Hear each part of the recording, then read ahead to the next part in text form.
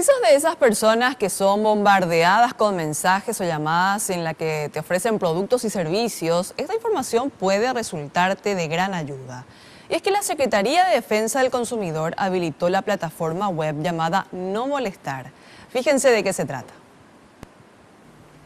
En primer lugar, debes registrarte para formar parte del listado de personas que no desea recibir mensajes publicitarios. Para ello, debes ingresar a la página www.nomolestar.govcorta.py. Luego ir a la opción Registrar mi número y allí cargar los dígitos en este cuadro. El sistema te confirma y luego debes ingresar un PIN.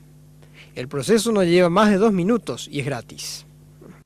Luego le da a validar y él te dice que al publicar su número de teléfono en el registro No Molestar, usted está indicando a todos los proveedores de bienes y servicios que ya no envíen mensajes y llamadas con publicidad.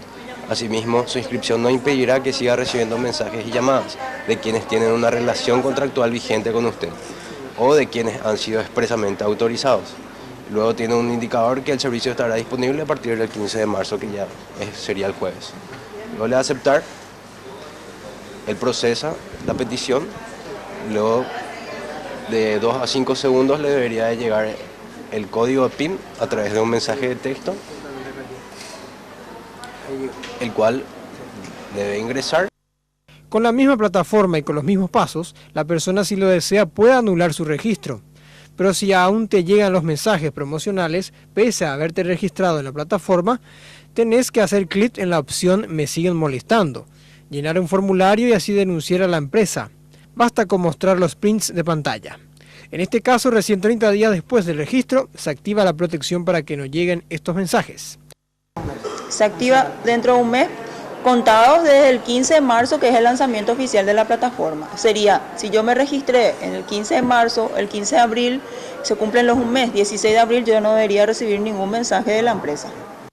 Muchas personas ya se registraron antes que la plataforma se lance oficialmente este 15 de marzo. Sin que hayamos hecho el lanzamiento oficial de la plataforma, ya tenemos actualmente más de 11.000 usuarios suscriptos.